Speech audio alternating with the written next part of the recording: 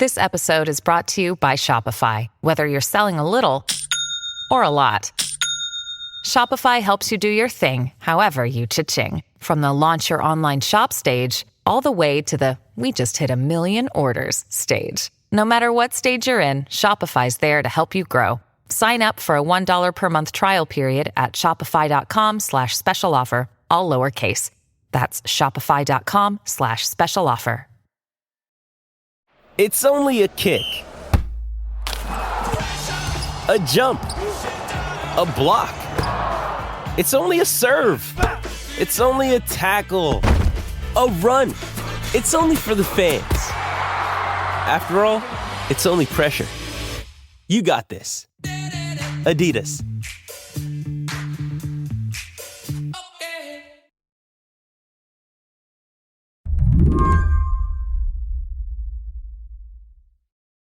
Jay, are you a Shohei Ohtani fan? I think so. Jay Caspian Kang is a writer for The New Yorker and a sports fan. I called him up to talk baseball. You don't sound very committed. Well, I think that normally, under normal conditions, that I wouldn't be. Just because, he plays for the Dodgers, he played for the Angels. Those are not teams that I generally root for, but nobody since Babe Ruth has really done what he's done. It's been like 100 years, I guess, so... Shohei Ohtani has been MVP twice now. His nickname is Showtime, and the comparison with Babe Ruth comes up a lot. He doesn't really speak too much to the media, at least not in English, and so it's almost like this alien landed in the major leagues and started doing things that nobody thought was possible ever, right? And so, it's hard not to be drawn in by it. But for the last few days, and this is why I really called up Jay, Ohtani has been better known as part of a massive betting scandal. Shohei Ohtani, the golden boy of Major League Baseball, the next Babe Ruth, the highest paid athlete in American sports, I believe, of all time, is in some hot water right now for some... What we know is that $4.5 million seems to have vaporized from Ohtani's personal bank account, sent to an illegal bookmaker who's been under federal investigation. At first, the story was that Ohtani lent money to his interpreter, who'd gotten himself in over his head.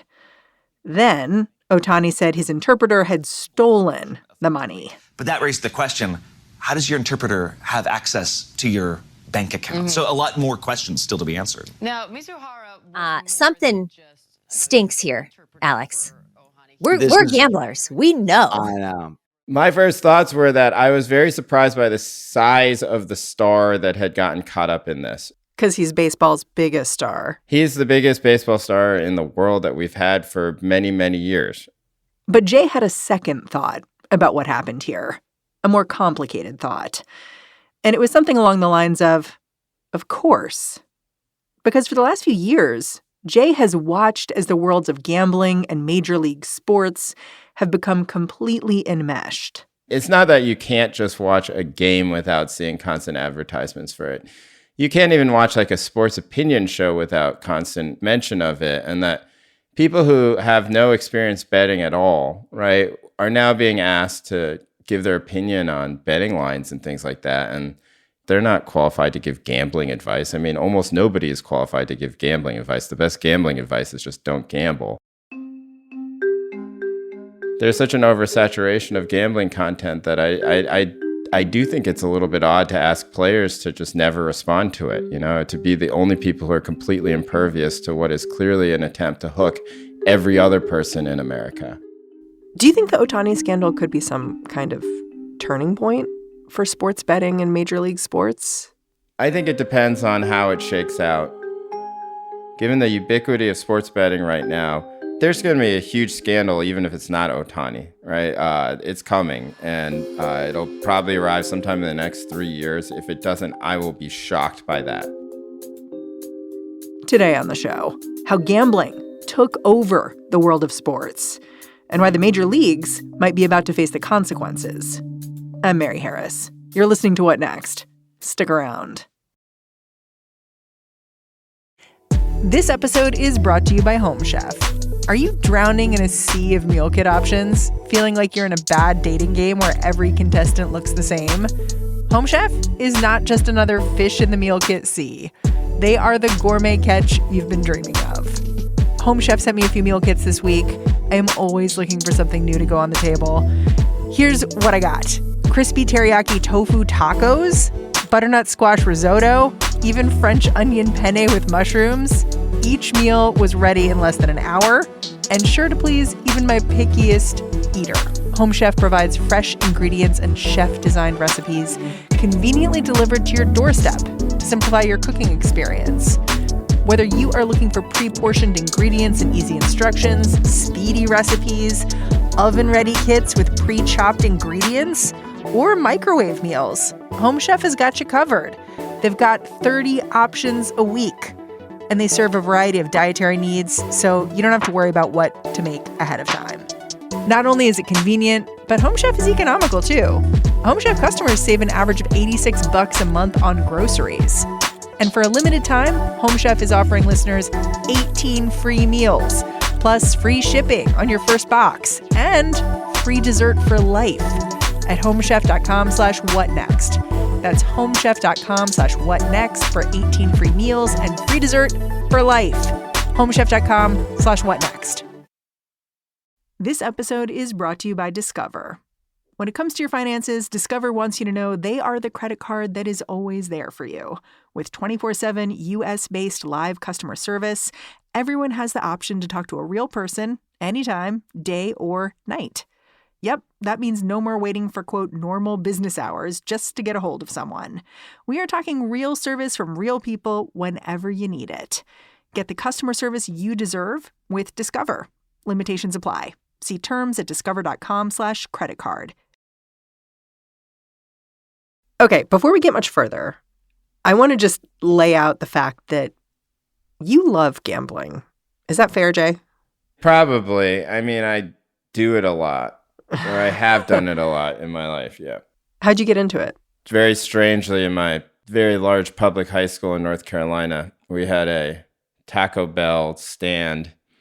And I think the first time I got into gambling was because we would all gamble for Taco Bell money. We played this sort of variation of gin rummy. And, I realized that I was kind of good at it, or at least I was very lucky. And so, you win a lot at that tender age and something gets burned in your head, I think. And, you're never the same. So how did we get here? Where it's like when you were growing up, you'd be like, gambling a little bit with your friends for taco money versus now kids just see gambling everywhere. In 2018, there's a Supreme Court decision that overturned federal ban on sports betting, which opened the way for individual states to allow sports betting within their borders. Since you're a gambler, how's legalization changed the experience of sports betting for someone like you? Like, I know in the past you've gone to Vegas to bet. Do you have to do that now? Like, when you go, what's that like? I live in California where it's still illegal, so I do still have to go to Las Vegas.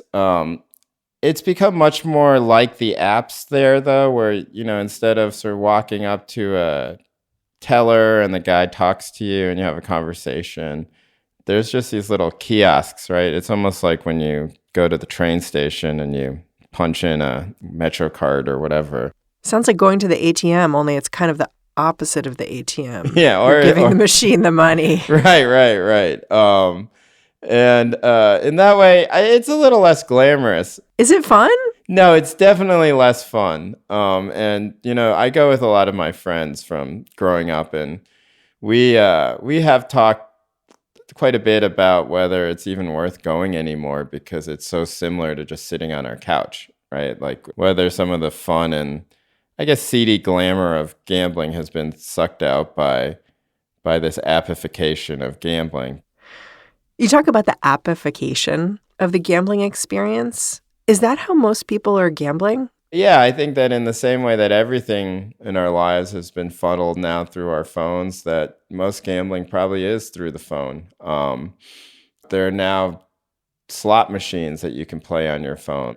You can kind of like use your phone and you can turn on a live stream, and the live stream is of a person at a blackjack table, a real person, right? And the person is dealing real cards, and you can place bets, and then, they deal out your hands. And so it's kind of like having a weird in-person experience, but it's entirely through your app and entirely through the internet. Explain how the apps are changing the kinds of bets people are placing, especially when it comes to sports. Right. I think this is the big change, which is that it used to be that, let's say that the Dallas Cowboys are playing the Philadelphia Eagles, and the Dallas Cowboys have to win by 7 points for you to win your bet, right? That used to be the way that almost everybody bet on sports. Yeah, pretty simple. Very simple. And honestly, given that there are 22 people playing on the field at any time, it's kind of hard to fix, right? Because if you're just one person who's trying to throw the game, it's actually not that easy. Too many people involved. Yeah, there's too many people involved. There's too many. If you wanted to fix it, too many people would know, But what's changed now is that most bets that are taken are a larger percentage, and actually exploding percentage of bets that are taken are these things called single game prop parlays, right? And a prop bet is basically, is an individual player going to do X or Y, right? So let's say that we have our fictional game between the Cowboys and the Eagles. Is the running back for the Cowboys going to gain over, let's say, 65 yards that game, right? And you can bet he's going to gain over or under. And that what you can do with those bets is that there are sometimes up to hundreds of these prop bets offered per game. And you can pick 7, 8, up to 20 of these, put them all together and say, either all of these are going to be right, or if one of them is wrong, then the whole bet falls apart. But if I get all of them right, let's say I go 20 for 20, then I can bet $2 and win let's say $25,000, right? So it's much higher yield, higher reward, but infinitely higher risk type of bet. These have become very popular because, people, they want to believe that they can bet $2 and make $200,000, whatever the odds payouts on these are. And so that's how sports betting has changed quite a bit, is that instead of a simple what team is going to win by how many points, you now have people doing all sorts of variations of parlays. And the sad part about it is that these bets are just way, way worse for the customer, right? They're much, much better for the book. But because they give this fantasy that you can hit one and your life will change, that's the drive for them. What is it about the apps that made these kinds of more complicated bets more possible? Well, look, it's basically that you can list them all. If you went to a sports book, right, they don't offer all these bets because it's too complicated. They only have a certain amount of space that they can do, and they don't have people who really want to calculate what all these lines should be. Now that you have these big apps and they can just roll out whatever bet they want, they can take down any bet that they want, and they have giant teams that are crunching all this sort of stuff, it's a lot easier for them to offer more and more and more bets. I mean, the NCAA recently announced they want states to ban prop bets so people aren't betting on their individual players. Do you think that's going to happen? That was actually quite a moment when I was in Las Vegas 2 weekends ago for the first weekend of the NCAA tournament. I realized that, there's a game where Colgate was playing, right? Colgate is I think it's in upstate New York, right? A very small school in upstate New York. And I imagine that their players are not getting much money, right? And that they're not going to have professional careers. They're going to go work at McKinsey or something like that, right? And you could bet on whether or not a player on Colgate was going to get over 10 points or something. And I was like, this is out of control. I can bet on some dude at Colgate. And then I thought about it, just if those types of bets are available for college kids who are not making any type of money, what is their incentive to not occasionally indulge in that type of thing, right? It's not like they even have to throw the game. They just have to miss a couple shots. And that's why I think these types of scandals are going to become quite ubiquitous, is because it's so easy now. For players who are not making millions and millions and millions of dollars a year, the incentives are just so clear. And even for the players who are make millions and millions of dollars a year, if they have a gambling problem, the amount of money that is being wagered doesn't matter. And so some of them are going to fall into this. And that's where I see the big problem, the ease with which, and just the wide spread of bets that exist. Any one of them can be rigged in one way or the other. We'll be right back.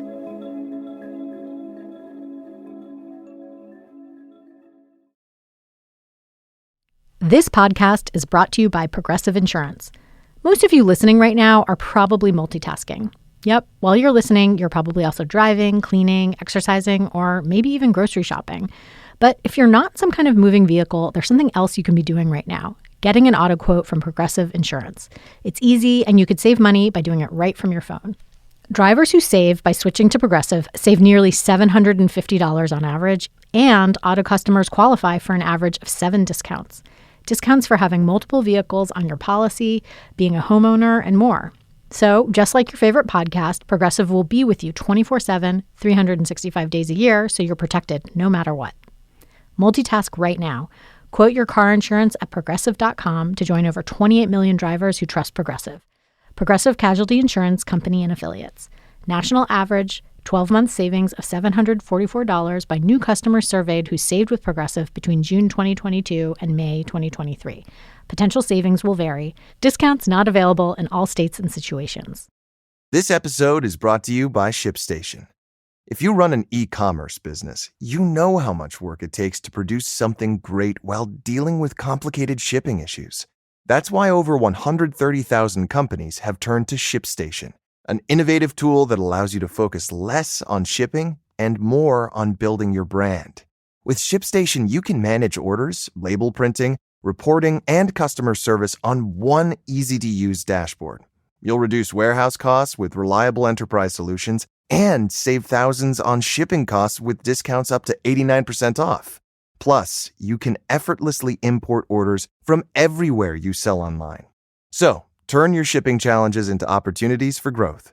Go to ShipStation.com and use code POD to sign up for your free 60-day trial. That's ShipStation.com, code POD. It's hard to say how much the business of sports gambling has grown in the last few years. That's because a lot of the gambling that happened before sports betting was legalized went uncounted. Jay says one reason we should be doubtful of more dramatic statistics showing a huge increase in the number of people betting is that people who weren't interested in gambling before, they may not be any more interested now. Adults are either problem gamblers or they're not. They can be exposed to gambling in a way that will trigger a problem gambling impulse in them. But I think that people who don't gamble just don't gamble, right? I mean, Mary, I don't know if you live in a state where gambling is legal, but, you know. Oh, 100% New York. Right, but have you started gambling all the time on sports because of this? No. I was telling Paige, my producer, I was like, I think it's like I was born without an appendix or something. Like, I just don't have the gambling, like, organ inside me. And so I'm just like, oh, okay. My wife is the same way, you know, has zero interest in it, despite being around me, which is like basically being a constant gambling head. And so, yeah, I think that is true of adults. The unresolved question is whether that is true of teens. And I guess I think about myself in that way, which is that if they had never opened that Taco Bell in my high school, you know, if we hadn't been incentivized to play, you know, this weird variation of gin rummy all the time for money in math class, you know, would I have had these problems? And I don't know the answer to that question. My sense is that I was always wired probably to do this, you know, and my buddy was probably always wired to do this. The problem that I see is that kids who are predisposed to have these problems do not have the ability to manage their problems, and they have full exposure to it in a way that I did not, right? Playing for 25 cents a point is not the same as being able to hook up your parents' credit card to a gambling app and bet thousands of dollars if you want. That's a lot different. And so that's my main concern about it when it comes to the kids is just, does it offer a scale and a convenience so that the kids who are problem gamblers are going to fall into some hole that actually ruins their life? Yeah. I mean, you've talked about there being two legitimate worries when it comes to legalized sports betting. The first is that app-based betting will create an explosion in the number of gambling addicts. Well, I don't believe that argument. The argument is that, like, basically you can hook anyone on gambling, and I don't think that's true. I think that basically what will happen is much like weed legalization, that there will be a spike in the number of users for a short period of time, and then at some point it'll go back down and be kind of normal. Many people that I know, when New York legalized sports betting, downloaded the app. They bet for about 2 weeks, right? And then they have never looked at the app again. I think that that's a very normal type of behavior for this type of thing. I think there are two things I'd say to maybe push back against what you're saying now. One is what we just talked about, which is kids and the fact that people are being exposed younger to gambling. It's sort of all over the sports. So if you're just sitting there watching a game with your dad, you can't avoid it and you're going to have natural interest. So reaching people younger. And the other thing is volume of people reached. There used to be real barriers to entry when it came to gambling. You had to make a real effort to do it, be in a specific place, all those sorts of things. That's not really the case anymore. So a lot more people are engaging with gambling. And when more people are engaging, I think naturally the number of people who are going to have a problem is also going to go up. What do you say to that?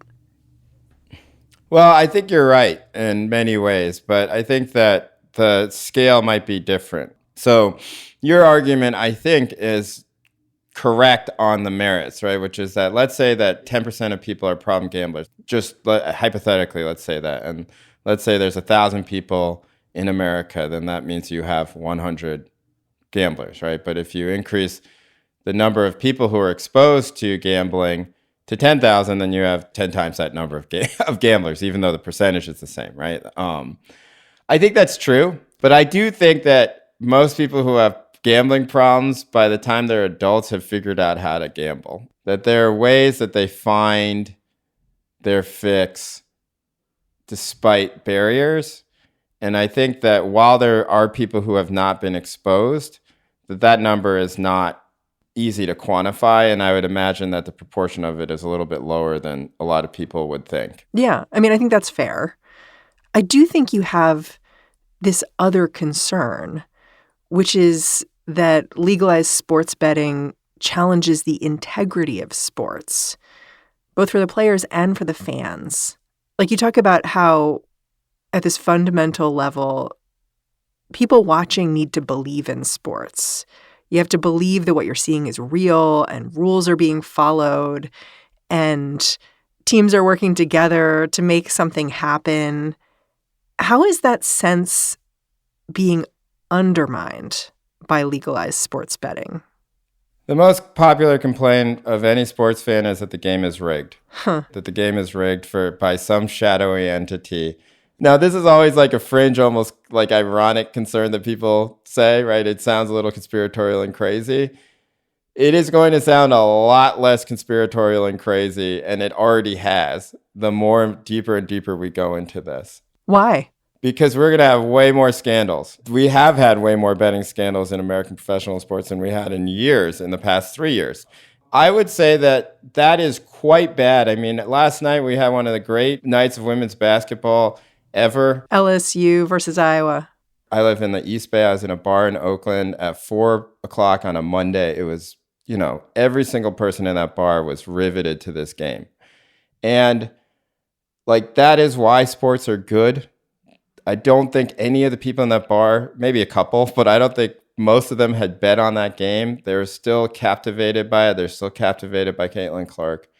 You need that veneer of dignity and you need that veneer of, competition for those things to matter to people emotionally. Yeah. It's interesting to me to think about how all of this kind of spirit of the game stuff trickles down to the players themselves.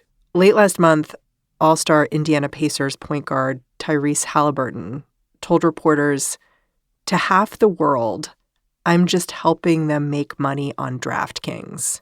I'm a prop." It really hit me to read that. The players themselves are like changing the way they conceptualize what they're doing based on sports betting. Yeah. A lot of other players have spoken out about this, that they open up Instagram and they have like 500 DM messages of people calling them all sorts, every name in the book, including racial slurs, death threats, because they grabbed an extra rebound and screwed up this person's parlay. On the one hand, Tyrese Halliburton next year will make $35 million a year. And so sometimes I just think, I don't know, it kind of comes with the territory. On the other hand, man, it really sucks. It sucks to hear that. And it sucks that basketball and the sort of joy that he's giving Indiana Pacers fans and NBA fans everywhere is dimmed by the fact that people are, acting so psychotically towards him over what amounts to, I'm sure for 90% of these bets are like $2 bets. Yeah, it bums me out to hear that. And it definitely isn't just Tyrese Halliburton. Basically, every player who has spoken on this says that this is the main interaction that they have with fans now. Oh, wow. Did you score enough points? Or if you have the under on points, how dare you score that extra point? Like you ruined my parlay. And the person just looks at them and just like I don't even know who you are. Why would I ever care about that? I think the way in which they've structured these same game parlays are more bound to addiction. I think they're stupider. I think they're less, they're worse products for the customer, and they're pushing them intentionally. And I think that it's ruined a lot of sports for me, I will say. Yeah, I was going to ask, do you have fun playing them when you can? I know you're in California, so it's not like you're out there playing them all the time, but I imagine you change locations occasionally. Yeah, it is less fun, I think. I don't really bet on sports that much because I'm in California. I do think that if sports betting was legal in California, that I would bet more on sports. I think that is true. Do you think that would be a good thing or a bad thing or a neutral thing? I think what it would do is that it would sort of take away from my ability to enjoy sporting events like what happened last night in the women's NCAA tournament, because, you would have been more worried about the $20 or whatever you bet on that game, which, and then it's just $20, but it's hard to not care about that. And when you don't have money on the game, you can enjoy something like last night. I used to be a total nothing is wrong. Everyone is screaming fire. There's no fire.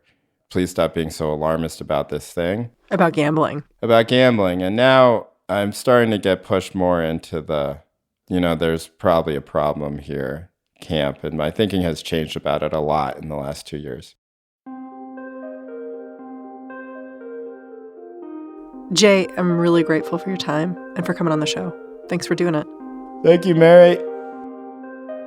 Jay Caspian Kang is a staff writer at The New Yorker. And that's our show. If you're a fan of What Next, the best way to support our work is to join Slate Plus. Go on over to slate.com/whatnextplus to sign up. What Next is produced by Paige Osborne, Elena Schwartz, Rob Gunther, Anna Phillips, and Madeline Ducharme. We are led by Alicia Montgomery with a little boost from Susan Matthews. Ben Richmond is the Senior Director of Podcast Operations here at Slate. And I'm Mary Harris. Thanks for listening. I'll catch you back here next time. When we made our McDonald's Spicy Chicken McNuggets, you were praise hands emoji. Then we ran out, and you were streaming tears emoji. Now they're back, so you can be grinning face with sweat emoji. Order ahead on the McDonald's app.